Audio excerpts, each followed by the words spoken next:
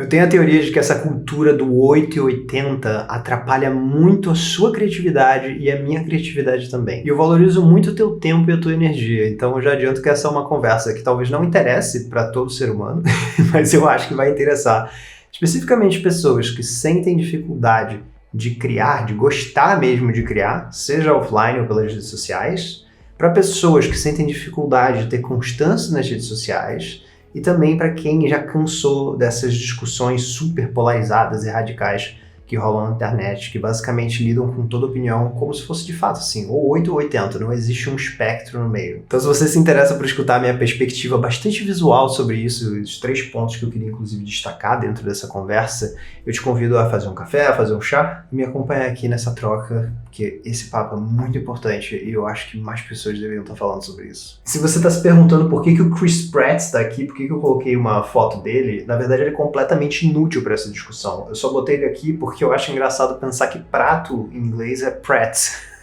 Embora não seja, tá? Se você está aprendendo inglês, não se distraia pela minha piada ruim. Prato em inglês é plate. Mas eu acho engraçado esse trocadilho. Enfim, deixa eu tirar o Cristiano Prato daqui. Chris Pratt foi embora. Porque enquanto a gente conversa sobre esse assunto, a gente vai criar. A gente vai, na verdade, estar desenhando 8s. Para quem não conhece, nessas conversas aqui, normalmente eu estou falando sobre algum tópico, eu trago alguma pergunta que me trouxeram, ou converso sobre um tema que está muito assim, a flor da pele na minha cabeça, enquanto a gente cria, faz desenhos com desafios criativos que estão nessa caixinha.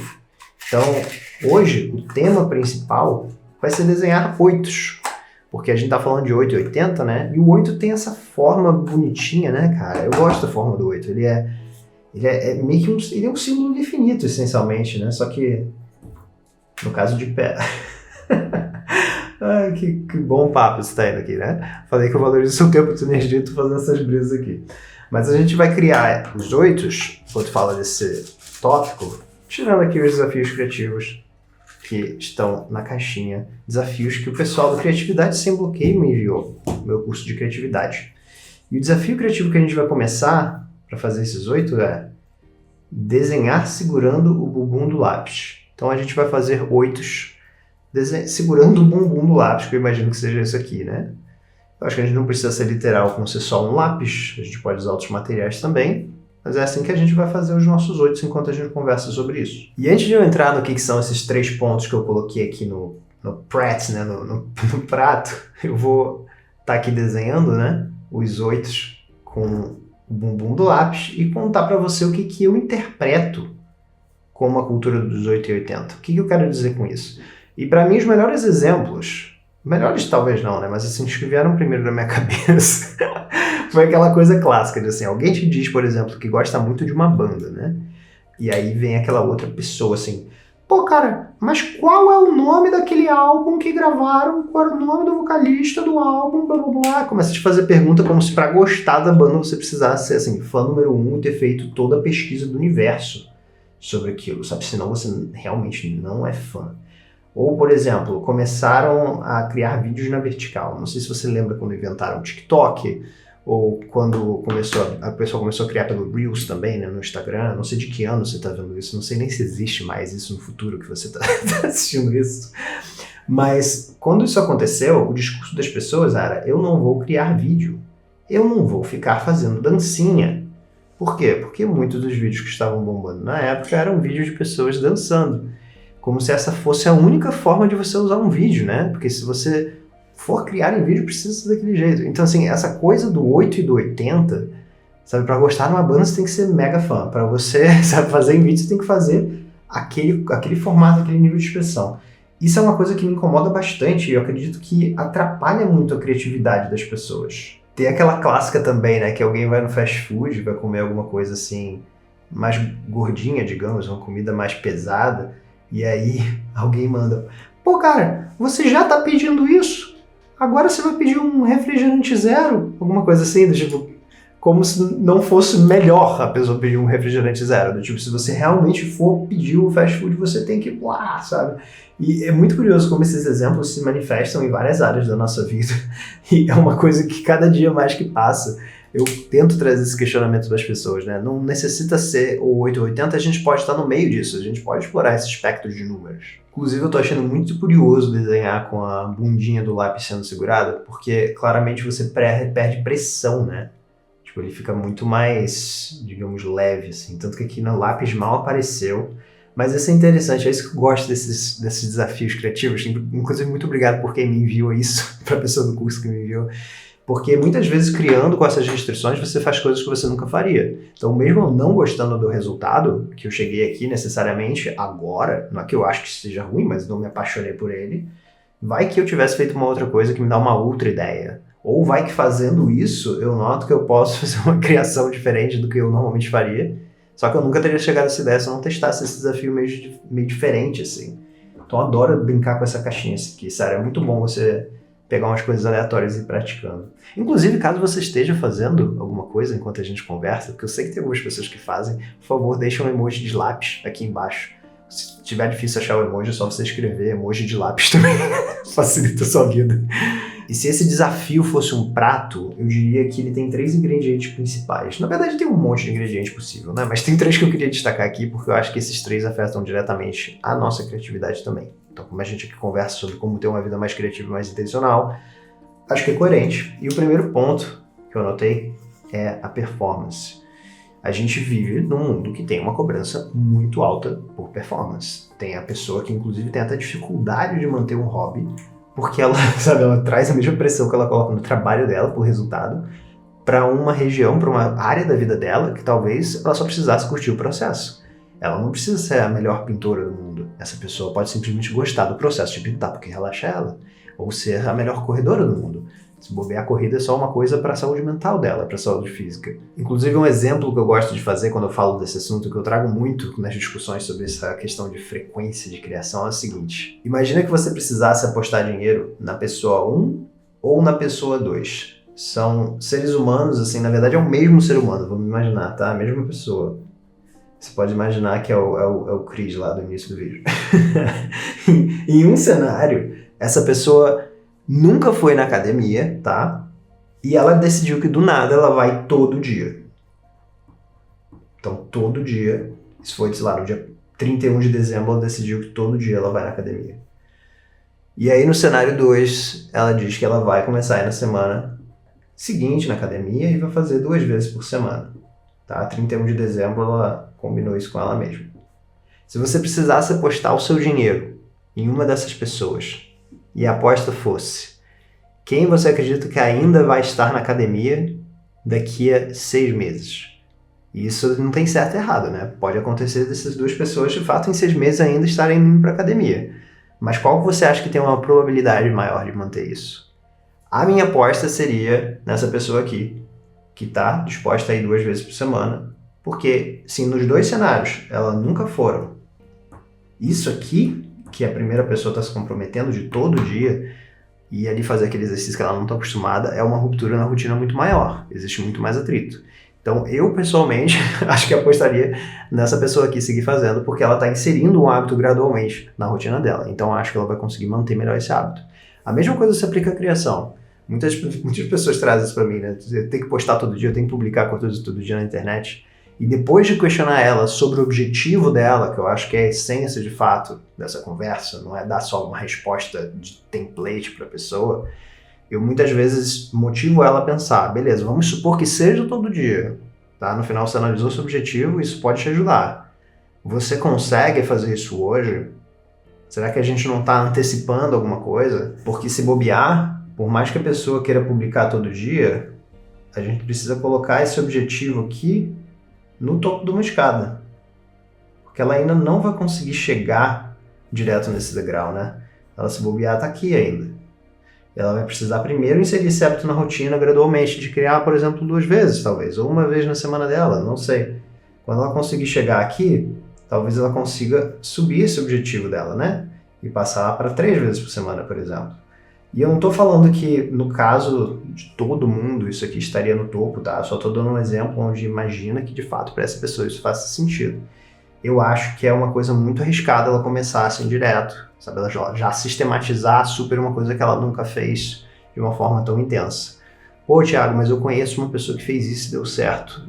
Cara, beleza. Eu acho que você vai conhecer muito mais pessoas que fez isso e deu errado também do que essa que acertou. Então eu acredito que essa cultura do 880, de você já necessariamente, se não puder fazer assim, nem vale a pena fazer, é um grande perigo. E eu acho que é um reflexo dessa cobrança, dessa cultura de alta performance, misturado com as nossas expectativas distorcidas também, né?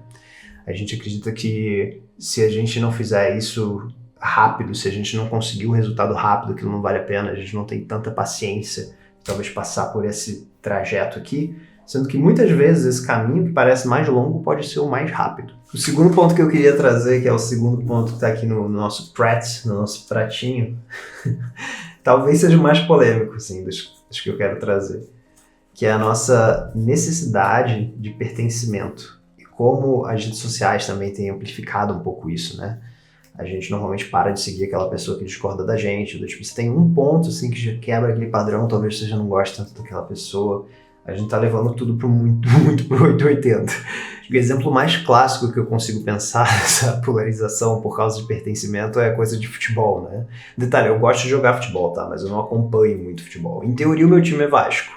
E eu lembro que quando eu era adolescente, e eu de fato acompanhava um pouco assim o Vasco, se alguém que torcesse para outro time, não sei, alguém que torce para o Fluminense, vem falar comigo, o Vasco é muito ruim, porque ele, sei lá, perdeu ontem. E as discussões eram sempre assim, tipo, pô, cara, mas o seu time já caiu pra terceira divisão, tipo, uma coisa que não tem nada a ver, sabe, com a outra. Então não eram discussões construtivas, era sempre uma coisa muito exagerada, sabe, uma coisa muito pouco construtiva, e isso não me instigava muito. Eu acho que hoje em dia isso acontece também com a inteligência artificial, né? Tem pessoas que levam a inteligência artificial como aquela coisa malvada e ruim, e tem a pessoa que idolatra aquilo, e que não quer questionar os pontos negativos. O que isso gera? Gera dois times que ficam discutindo com o outro. Um quer zoar o Vascão e o outro quer zoar o Flusão. E aí ninguém se escuta. E no caso de outros problemas que não sejam futebol, principalmente, eu acredito que a gente entra em áreas em que de fato é muito útil a gente estar escutando. Que no caso do futebol, tanto faz, o time vai jogar do jeito que ele joga, né? No caso da nossa vida, se a gente está falando, por exemplo, de inteligência artificial e criatividade, pô, é um diálogo interessante, é uma coisa que ainda não está super regulamentada, é uma tecnologia que pode revolucionar a forma com que a gente cria.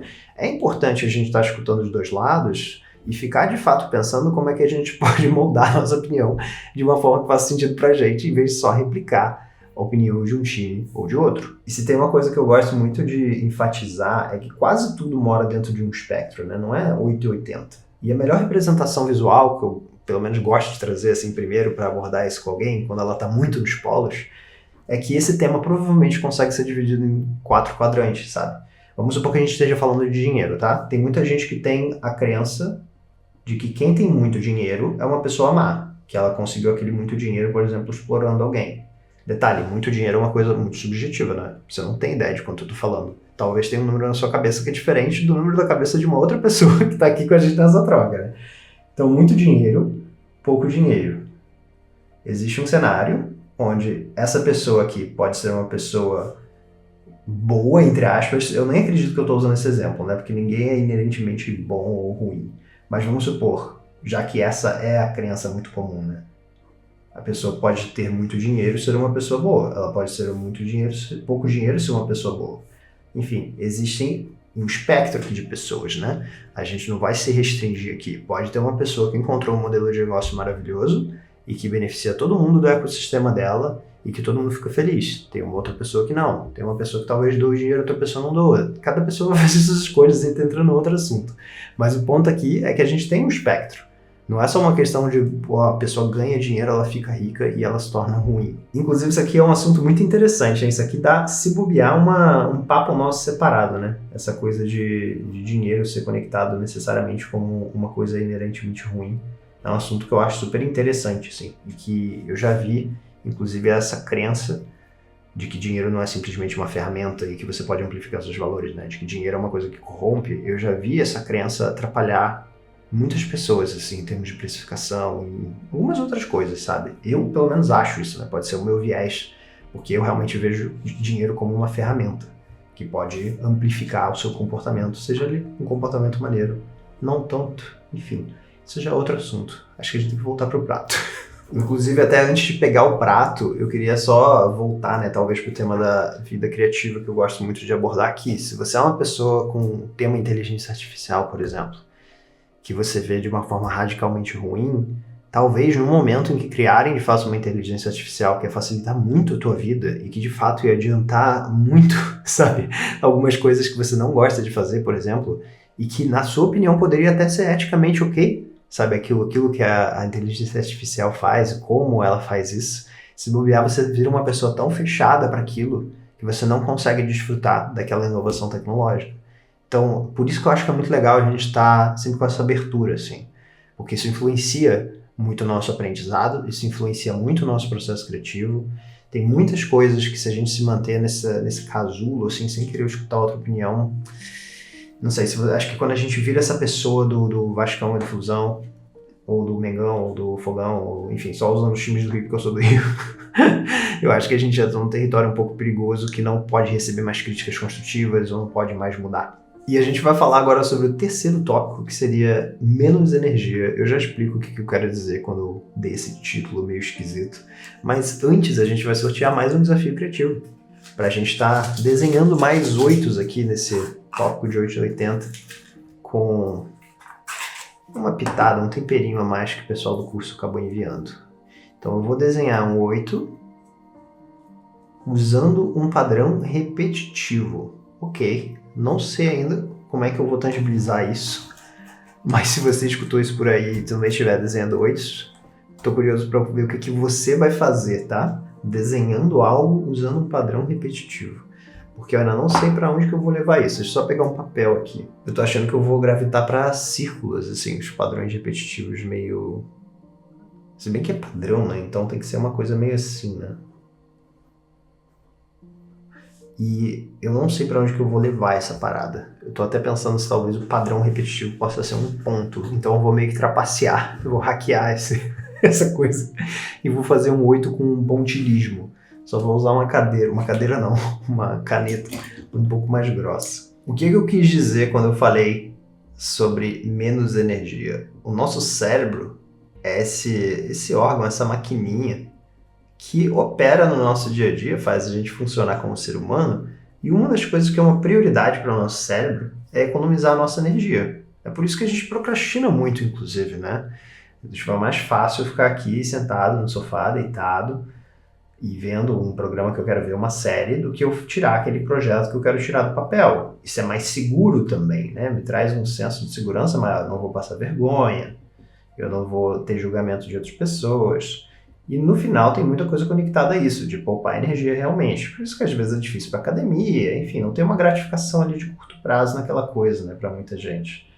Então, eu acredito que quando se trata de aprendizado pela internet, quando se trata dessa coisa da cultura do 880, eu vejo muita gente gravitar para a opinião de uma outra pessoa pela simples falta de energia de muitas vezes desenvolver a sua própria opinião, ou pela falta de autonomia ali também. É claro que pode ter umas outras razões, mas eu vejo muito essa coisa do copiar e colar, sabe? O que essa pessoa, que normalmente eu concordo, fala sobre esse assunto? Eu quero ficar do lado dela, eu vou replicar a opinião dela, sabe? Eu não vou nem tentar questionar nenhum ponto que ela trouxe ou nem nada, é mais fácil eu replicar. Se alguém questionar, essa pessoa não é do meu time. Então essa coisa de gastar menos energia, que é uma tendência que realmente a gente tem, e eu acredito que com a internet que acelerou muitos processos de aprendizado e nos dá muita resposta assim rapidamente, isso foi mais amplificado ainda. Eu estava conversando com a Lu, que é uma amiga minha que veio aqui visitar, que também faz parte do curso do Criatividade Sem Bloqueio, e ela comentou que na época da faculdade dela, ela precisava ir para a biblioteca fazer as pesquisas, etc, né? Ou se ela precisava de algum artigo que era do exterior, ela precisava pedir esse artigo. E era uma coisa que demorava. E hoje em dia é tipo, tudo muito rápido, sabe? Então eu sinto que a gente já está economizando uma energia bizarra em relação a antigamente, mas o nosso parâmetro é o que a gente conhece, né? Então por mais que esteja tudo muito acelerado e a gente possa, se quiser, fazer essa pesquisa sobre o espectro e de fato entender o que acontece, né, entre o 8 e o 80, quais são os pontos que esse lado aqui talvez não sejam tão bons, né, sejam negativos, quais são esses aqui que são positivos na nossa visão, né?